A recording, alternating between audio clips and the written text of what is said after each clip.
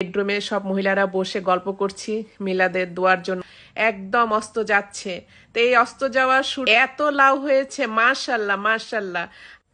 দেখেন আমার গেটের সামনে এত সুন্দর বাগান বিলাস দেখে কার না ভালো লাগবে বলেন। এগুলো আমার নিজে আমি বিভিন্ন জায়গা থেকে ডাল কেটে গাছ বানিয়ে তারপর লাগিয়েছিলাম। হ্যালো, আসসালামু আলাইকুম, সবাই কেমন আছেন? আশা করি সবাই অনেক ভালো আছেন। আলহামদুলিল্লাহ আমি অনেক ভালো আছি। আজকে আমি চলে আসলাম আমার শখের বাড়িতে। এসে আমি গাছের ফুলগুলো দেখে এত মুগ্ধ হয়ে গেছি, আপনাদের কাছে কি বলবো, আমি আর বলার আমার কোনো ভাষা নেই। তারপরে এখানে আমরা অনেক বাগান করেছি, বিভিন্ন গাছ, ফলের গাছ লাগিয়েছি, সবজির বাগান করেছি, সেগুলো দেখার খুব ইচ্ছে ছিল। তার আগে আগে একটু বলে নেই, এখানে আসার আরেকটা উদ্দেশ্য আছে।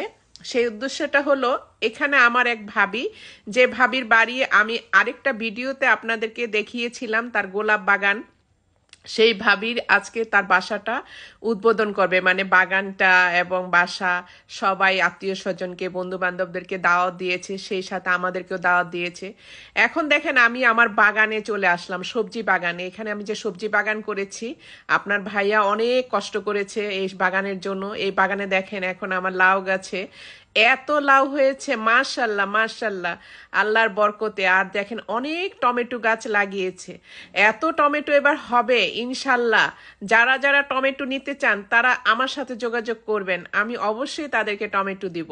আর এদিকে দেখেন সূর্যটা একদম অস্ত যাচ্ছে, তো এই অস্ত যাওয়া সূর্যর মাঝখানে আমার মনে হলো আমি কেন একটু ছাদে দাঁড়িয়ে একটু ছবি তুলছি না, একটু ভিডিও করছি না। তা আমি চলে আসলাম আমার বাড়ির ছাদে। এই ছাদ থেকে সূর্য ডোবা দেখা কি যে সুন্দর। এরপরে আমি আবার একটু সিঁড়িতে নেমে নেমে একটু ফটোশ্যুট করছি। আর আমার ফুল, আমার বাগান বিলাসের ফুল, এই ফুলের গাছটা আমি রামু থেকে একটা ডাল এনে সেখানে লাগিয়েছিলাম। এরপর আমরা চলে আসলাম এই যে রোজ ভিলা, যেটা আমার ভাবির বাড়ি, এই বাড়িতে চলে আসলাম। বাড়িটা এত সুন্দর করে করেছে যা আমি কি বলবো, আপনাদেরকে একটু দেখাই। এখন আমি উপরে চলে আসলাম গোলাপ বাগানে। অসংখ্য গোলাপ গাছ, এখানে প্রায় 350 থেকে 400 গোলাপ আছে বিভিন্ন রকমের। এই গোলাপগুলো আমি আপনাদেরকে আরেকবারও দেখিয়েছিলাম। আজকেও আবার আমি গোলাপ বাগানে চলে আসলাম ছবি তোলার জন্য। তারপরে এই যে সবুজ গোলাপ দেখেন, কেউ কি সবুজ গোলাপ দেখেছেন? এই যে দেখে নেন আজকে সবুজ রঙের গোলাপ, এটাও দেখলাম। তারপরে বিভিন্ন রঙের রঙের গোলাপের কাছে কাছে যে, আর আমার তো অভ্যাস ফুলের ঘ্রাণ নেওয়া, তো ফুলের ঘ্রাণ নিতে আমার ভীষণ ভালো লাগে। তা আমি প্রতিটা গোলাপে আমি শুঙে শুঙে দেখছিলাম যে কোনটার গন্ধ কিরকম। আসলে সব গোলাপে গন্ধ নেই। এই তো ভাবির বন্ধু বান্ধব, তার ইউনিভার্সিটি ফ্রেন্ড, তারপর তার যা, অনেকেই আসছেন আজকে মিলাদে অংশগ্রহণ করার জন্য। তো তাদের সাথেও অনেক গল্পগুজব হয়েছে, তারাও তাদের মতো করে ভিডিও করছে, ছবি তুলছে, আমিও আমার মতো করে তুলছি। তো এই যে দেখেন গোলাপগুলো যত দেখি তত মুগ্ধ হয়ে যাচ্ছি, কি বলবো। আপনাদের ভাইকে তো আমি বলছি আমাকে একটু ভালো করে ভিডিও করে দাও, সে ভীষণ রাগ হচ্ছে, আবার করেও দিচ্ছে। কিন্তু আমার সাথে তো আমরা দুইজনই আসছি, আমাকে আর কে হেল্প করবে। এই যে ভাবির আরেক ফ্রেন্ডের সাথে আমার পরিচয় হলো, সেও খুব গাছপ্রেমী, সে গাছলা অনেক পছন্দ করে, এই জন্য সে বিভিন্নভাবে গোলাপের ছবি, গাছের ছবি তুলছে। আর এই যে দেখেন আপনাদের ভাই উদাস দৃষ্টিতে কি দেখছে, গোলাপ দেখছে নিশ্চয়ই, না আমাকে দেখছে বুঝতে পারছি না। তারপরে নেমে গেলাম, কারণ এদিকে মিলাদের লোকজন সবাই চলে আসছেন, আত্মীয় স্বজন চলে আসছেন, দোয়া পড়াবে এখন।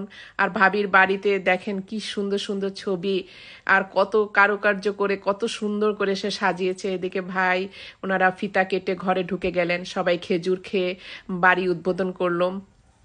তারপরে মিলাদের জন্য সবাই, পুরুষরা ড্রয়িং রুমে বসেছে, ওইখানে মিলাদ হবে। আর এই যে ভাবির বাড়িটা আমি একটুখানি বিভিন্নভাবে, তার রুচির প্রশংসা না করে পারছি না, বিভিন্নভাবেই সে সাজিয়েছে অনেক সুন্দর সুন্দর জিনিস দিয়ে।